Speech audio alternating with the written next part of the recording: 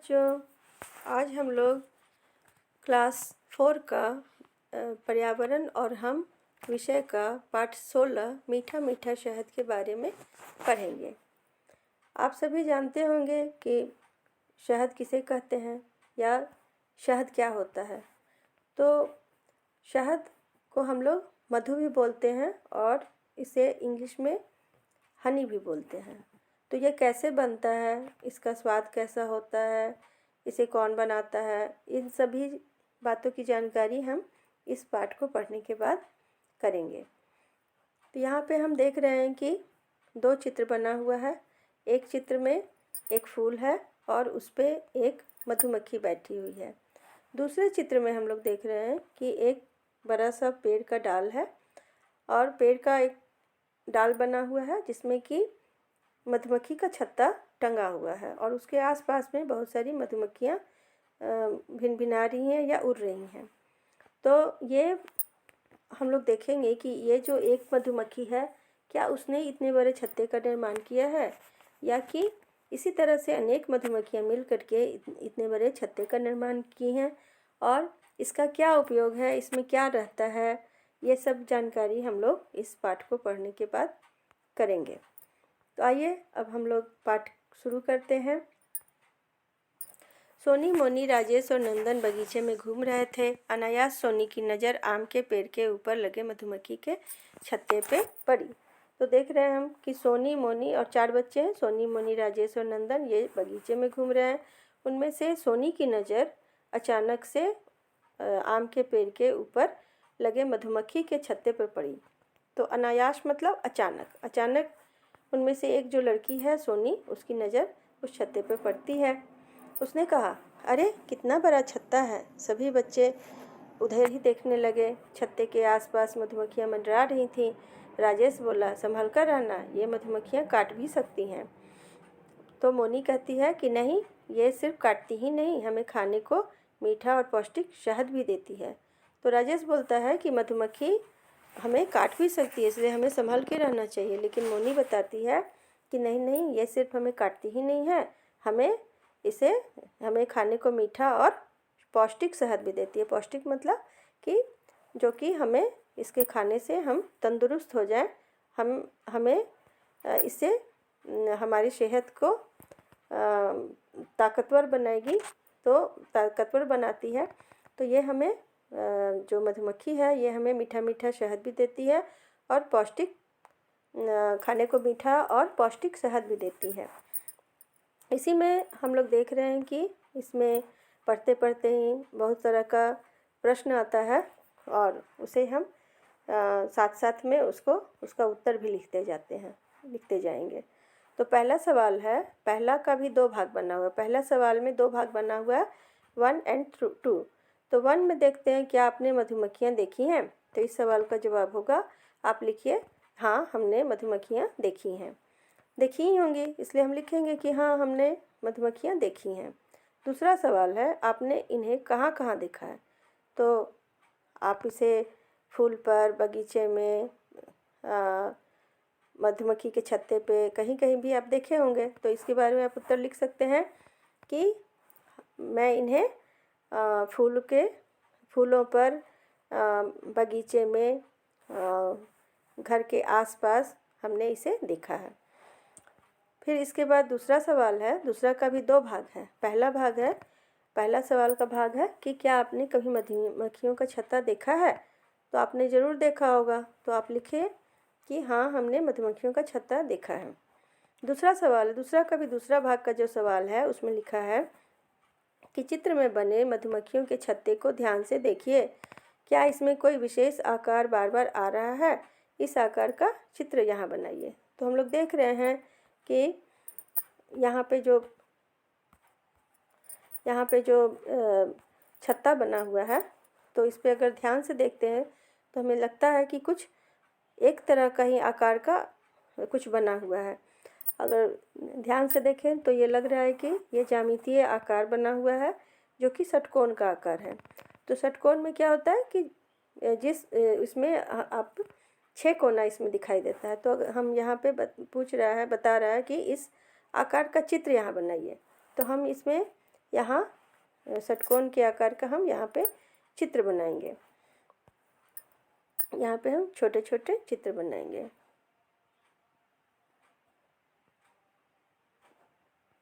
तो यहाँ पे अगर हम ध्यान दें तो यहाँ पे षटकोण हमें दिख रहा है, 1 कोण, 2 कोण, 3 कोण, 4 कोण, 5 कोण और ये 6 कोण। तो इसी आकार का ये पूरा इसी आकार से पूरा छत्ता बना हुआ है।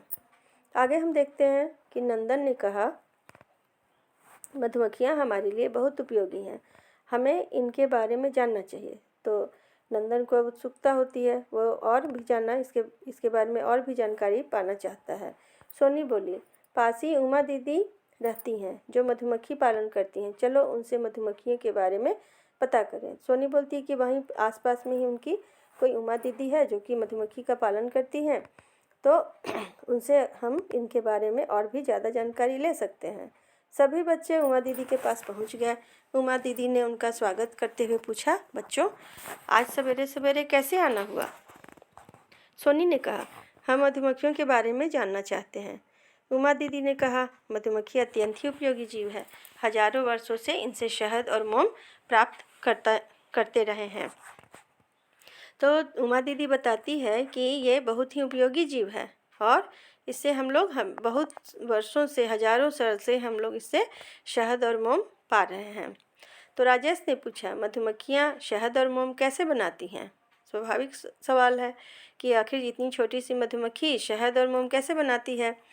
तो उमा दीदी ने बताया कि छत्ते में मादा श्रमिक मधुमक्खियाँ होती हैं जो फूलों के रस चूस कर शहद बनाती हैं, इनके पेट से ही मोम निकलता है। तो उमा दीदी बताती हैं कि इसमें से जो छत्ते में मादा श्रमिक मधुमक्खी होती है, श्रमिक मतलब मेहनत करने वाली, श्रम करने वाली, तो ऐसी मधुमक्खियाँ से ये जो श्रमिक मधुमक्खियाँ हैं वो फूलों का रस चूस करके उससे शहद बनाती हैं और उनके पेट से मोम निकलता है। नंदन ने पूछा, क्या छत्तों में मादा श्रमिक मधुमक्खियों के अतिरिक्त और तरह की मधुमक्खियाँ होती हैं? तो ये भी सवाल स्वाभाविक है कि उतना बड़ा जो छत्ता होता है तो उसमें क्या सिर्फ मादा श्रमिक मधुमक्खी होती हैं कि और भी कोई होती हैं, और भी किसी तरह की मधुमक्खी होती है? उमा दीदी बोली, हाँ, छत्ते में 3 तरह की मधुमक्खियाँ होती हैं। सबसे बड़े आकार की रानी मधुमक्खी तथा सबसे छोटे आकार वाली मादा श्रमिक मधुमक्खियाँ होती हैं तथा मध्यम आकार के कुछ नर मधुमक्खी भी होते हैं। तो उमा दीदी बताती है कि 3 प्रकार की मधुमक्खियाँ होती हैं। पहली जो सबसे बड़े आकार की होती है वो रानी मधुमक्खी होती है, और छोटी उससे जो सबसे छोटी आकार की होती है वो मादा श्रमिक मधुमक्खी होती है, और जो बीच के आकार की होती है, मध्यम आकार की जो होती है, वो नर मधुमक्खी होते हैं। मोनी ने पूछा, ये मधुमक्खियाँ क्या क्या काम करती हैं? तो उमा दीदी बताती है कि रानी मधुमक्खी ही एकमात्र अंडे देने वाली मधुमक्खी होती है। इसके द्वारा छत्ते की सभी मादा श्रमिक एवं नर मधुमक्खियों का जन्म होता है। मादा श्रमिक मधुमक्खियाँ छत्तों का निर्माण करती हैं, जबकि नर मधुमक्खी संतान उत्पन्न करने में सहयोग करते हैं। तो उमा दीदी सभी के बारे में बताती हैं। 3 तरह की जो मधुमक्खी होती है उनका क्या काम है? तो पहली जो सबसे बड़ी आकार की जो रानी मधुमक्खी है उसका एकमात्र क्या काम है? वो सिर्फ अंडे देती है। और इसके बाद जो सबसे छोटे आकार की जो रानी जो मादा श्रमिक मधुमक्खी है वो क्या करती हैं? छत्ते का निर्माण करती हैं। और नर जो मध्यम आकार के जो मधुमक्खी है, जो नर मधुमक्खी है, वो सिर्फ संतान उत्पन्न करने में ये सहयोग करते हैं। बच्चे अभी बात कर ही रहे थे कि उन्हें आकाश में गोल गोल चक्कर में घूमती मधुमक्खियों की भिनभिनाहट सुनाई दी। भिनभिनाहट मतलब जो मधुमक्खी जब उड़ती है तो उसके पंखों से और उसके मुंह से एक हल्की हल्की आवाज़ आती है, उसे भिनभिनाना कहते हैं। तो जब वो गोल गोल चक्कर में घूमती हैं तो उनके पैर और पंखों के कंपन से जो भिनभिनाहट की आवाज़ सुनाई देती है। और नंदन ने कहा, दीदी ऊपर देखिए मधुमक्खियाँ। तभी नंदन बोलता है कि अरे ऊपर देखिए, मधुमक्खी मतलब उड़ रही है। और वो कैसे उड़ रही है? गोल गोल चक्कर में घूम रही है, चक्कर लगाते हुए घूम रही है। उमा दीदी बोली, ये मादा श्रमिक मधुमक्खियाँ हैं, इन्हें फूलों के रस के बारे में पता चला है, जिसकी सूचना वे अपनी सहयोगी मधुमक्खियों को विशेष प्रकार से नाचकर भेज रही हैं। इनके संकेत को समझकर शेष श्रमिक मादा मधुमक्खियाँ फूलों का रस चूसने चली जाएंगी। तो उमा दीदी तो मधुमक्खी पालती हैं, इसलिए उनके सभी हाव भाव को वो समझती हैं। वो बताती हैं कि ये जो मधुमक्खी जो है, जो उड़ रही है, वो मादा श्रमिक मधुमक्खी है और ये कैसे घूम रही है, गोल गोल चक्कर में घूम रही हैं। क्यों घूम रही हैं? क्योंकि इन्हें पता चला है कि आसपास में फूल है जिससे कि हमें रस मिलेगा, और वो अपनी सहयोगी और भी जितनी भी मधुमक्खियाँ हैं उनको वो बता रही हैं और नाच नाच कर ये बता रही हैं कि यहाँ पे हमें आसपास में फूल मिला है जिससे कि हम लोग रस चूस सकते हैं, और सभी जो सभी श्रमिक मादा मधुमक्खी हैं वो वहाँ पे उड़ते हुए चली जाएंगी। तीसरा सवाल है, क्या आपने कभी मधुमक्खियों को नाचते देखा है? तो हाँ, हमने मधुमक्खियों को नाचते देखा है। चौथा सवाल है, पता कीजिए मधुमक्खियाँ नाचते समय किस तरह की रचना बनाती हैं? तो इसका जवाब लिखेंगे कि मधुमक्खियाँ नाचते समय गोलाकार की रचना बनाती हैं। पांचवा सवाल है, नीचे दी गई जगह में मधुमक्खी का चित्र बनाइए और उसमें रंग भरिए। तो यहाँ पे आप अपने पसंद से आकार का मधुमक्खी का चित्र बना सकते हैं और उसमें रंग भर सकते हैं। आगे है, सोनी ने उमा दीदी से पूछा, दीदी मधुमक्खियाँ किस प्रकार पाली जाती हैं? अब सोनी को और भी जानने की इच्छा हुई कि आखिर मधुमक्खी को कैसे पाला जाता है। इसके बारे में वो अपनी दीदी से जानना चाहती है। उमा दीदी बगीचे में पड़े बक्से को दिखाते हुए बोली, लकड़ी के एक आयताकार बक्से में मधुमक्खियाँ पाली जाती हैं। बक्से की दीवारों में छिद्र होते हैं जिसके द्वारा मधुमक्खियाँ अंदर बाहर जा सकती हैं। इसके ढक्कन एवं दीवारों को सरकाया जा सकता है। बक्से के अंदर लकड़ी या प्लास्टिक के सरकने वाले खांचे बने होते हैं तथा नीचे की ओर रानी मधुमक्खी का रहने का स्थान बना होता है। मधुमक्खियाँ बक्से के अंदर अपने छत्ते का निर्माण करती हैं। तो उमा दीदी सारे कुछ जानकारी देती है, बताती है कि ये जो हम लोग पालते हैं वो किस तरह के आकार की होती है। ये आयताकार की होती है। आयताकार किस तरह से हम बनाएंगे? आयताकार आप जानते ही हैं। आयताकार इस तरह की रचना हम इस तरह की आकार की लकड़ी के या प्लास्टिक के बक्से बनाए जाते हैं जिसमें कि छोटे छोटे छेद होते हैं, और इस बक्से में अंदर से बाहर और बाहर से अंदर मधुमक्खियाँ आते जाते रहती हैं, और इसके ढक्कन को या एवं दीवारों को सरकाया जाता है और इसके अंदर छोटे छोटे खांचे बने होते हैं, और सबसे नीचे रानी मधुमक्खी को रहने का स्थान बना होता है। मधुमक्खियाँ बक्से के अंदर जाकर अपने छत्ते का निर्माण करती हैं। तो अब यहाँ पे हम देख रहे हैं कि एक चित्र बना हुआ है जहाँ पे कि बहुत सारे बक्सा रखा हुआ है, लकड़ी का बक्सा है, और वो कहाँ रखा हुआ है? एक बगीचा है। बगीचा के आसपास में ही इन बक्सों को रखा जाता है जिससे कि मधुमक्खियों को ज़्यादा दूरी पे तय न करना पड़े फूलों का रस पाने के लिए। ये अधिकतर आम के बगीचे या लीची के बगीचे या सरसों का जो खेत होता है वहाँ पे इन डब्बों को, इन बक्सों को रखा जाता है जिससे कि उन्हें मधुमक्खियों को फूलों का रस आसानी से मिल सके। आगे राजेश ने पूछा, इस बक्से से शहद कैसे निकालते हैं? क्या शहद निकालने से छत्ता टूट नहीं जाता है? राजेश का सवाल बहुत स्वाभाविक है। वो बोलता है कि इस बक्से से शहद कैसे निकालेंगे? अगर निकालेंगे तो क्या छत्ता टूटेगा नहीं?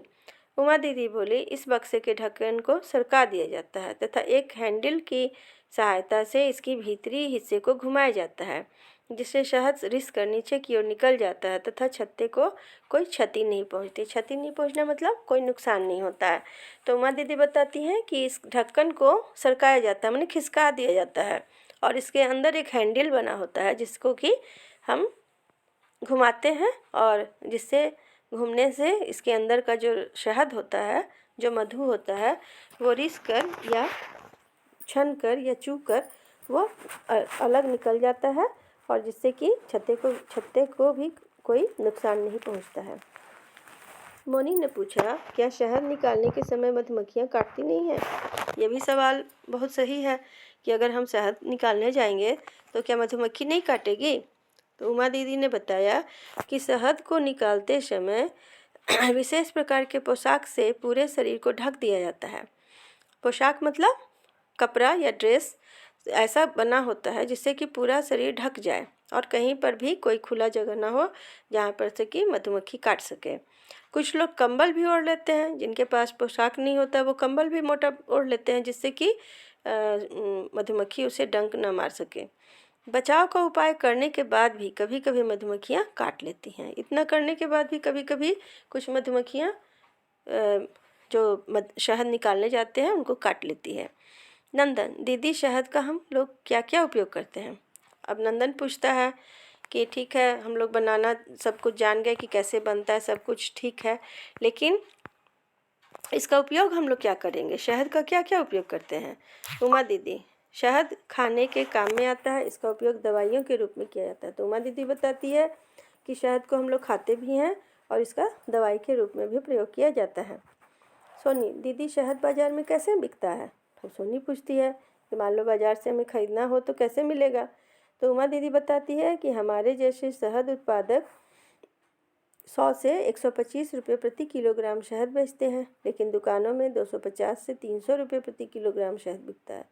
उमा दीदी बताती है कि हम लोग तो सीधे शहद निकाल लेते हैं तो हम लोग को खर्च कम पड़ता है, तो हम लोग 100 से 125 रुपये प्रति किलो बेचते हैं। लेकिन अगर दुकान में ख़रीदने जाओगे तो उसकी कीमत ज़्यादा होगी, क्योंकि जो लोग दुकान वाले जो ले जाएंगे उसे वो बॉटल में रखेंगे, बॉटलिंग करवाएंगे, उस पर लेबलिंग करवाएंगे, उसका मजदूरी देंगे, और अगर दुकान है तो उसका भी किराया देंगे। ये सब खर्च बढ़ा सब मिलजुल करके उस शहद का जो कीमत है वो बढ़ जाता है, और वहाँ इस वजह से बाज़ार में यही जो 100 रुपये 125 रुपये का जो शहद है वो दुकान में जाकर के 250 से 300 रुपये प्रति किलोग्राम बिकता है।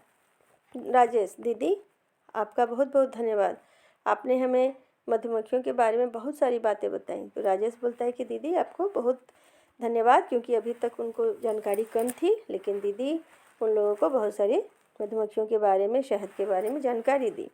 उमा दीदी, अब चलो मैं तुम लोगों को शहद खिलाती हूँ। उमा दीदी के पास तो बहुत सारा शहद है, तो वो खुश होकर के बोलती हैं कि चलो अब तुम लोग को मैं शहद खिलाती हूँ। तो ये तो हम लोग पाठ पर है, और पाठ के आगे आगे अभी भी सवाल कुछ बाकी है, तो उसका प्रश्न जो है उसका भी हम लोग उत्तर लिखते जाएंगे। छठा सवाल है, पता कीजिए आपके यहाँ शहद कैसे मिलता है? तो उमा दीदी तो 100-125 में बेच रही थी, लेकिन जब हम लोग बाज़ार से ख़रीदने जाएंगे तो हमें 350 से लेकर 400 रुपये प्रति किलोग्राम भी मिलता है। तो हम लिख सकते हैं कि हमारे यहाँ शहद 350 रुपये प्रति किलोग्राम मिलता है। सातवां सवाल है, क्या आपके यहाँ कोई मधुमक्खी पालन करता है? अगर आपके यहाँ कोई पालन करता है तो लिखिए कि मेरे दादाजी मधुमक्खी पालन करते हैं, या मेरे चाचा जी मधुमक्खी पालन करते हैं, या मेरे पिताजी मधुमक्खी पालन करते हैं। अगर नहीं करते हैं तो लिखिए कि मेरे यहाँ मधुमक्खी पालन नहीं होता है। आठवां सवाल है, क्या आप मधुमक्खी पालन का व्यवसाय अपनाना चाहेंगे, क्यों? तो इसका जवाब लिखेंगे हम लोग कि हाँ, हम लोग मधुमक्खी पालन का व्यवसाय अपनाना चाहेंगे, क्योंकि इससे हमें शहद मिलेगा और मोम मिलेगा, जिसका उपयोग हम खाने में और दवा के रूप में इसका उपयोग हम कर सकते हैं। 9वां सवाल है, मधुमक्खियाँ कितने तरह की होती हैं? तो मधुमक्खियाँ 3 तरह की होती हैं। 10वां सवाल है, श्रमिक मधुमक्खियाँ कौन कौन से काम करती हैं?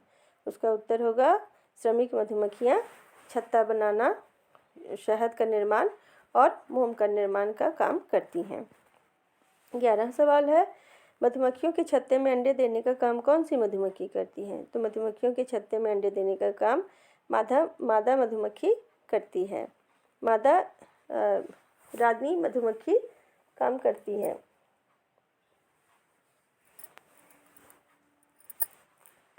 आगे है मधुमक्खियों का पालन कैसे किया जाता है। मधुमक्खियों का पालन आयताकार लकड़ी के या प्लास्टिक के डब्बे में किया जाता है। 13 सवाल है। 13वां सवाल, आप अपने घरों में शहद का उपयोग कहाँ कहाँ करते हैं। उसका उत्तर होगा, हम अपने घरों में शहद का उपयोग खाने में और दवा के रूप में करते हैं। 14 सवाल है, इनके अलावा शहद का उपयोग किन किन कामों में होता है। इनके अलावा शहद का उपयोग पूजा पाठ में भी किया जाता है। अब तो कोई सवाल नहीं है, ठीक है। तो हम लोग ये पूरे पाठ को पढ़ लिए और जितने भी सवाल का जवाब था इस पर भी चर्चा कर लिए। अगर आपको किसी भी तरह का सवाल हल करने में दिक्कत हो तो आप कमेंट बॉक्स में लिख सकते हैं।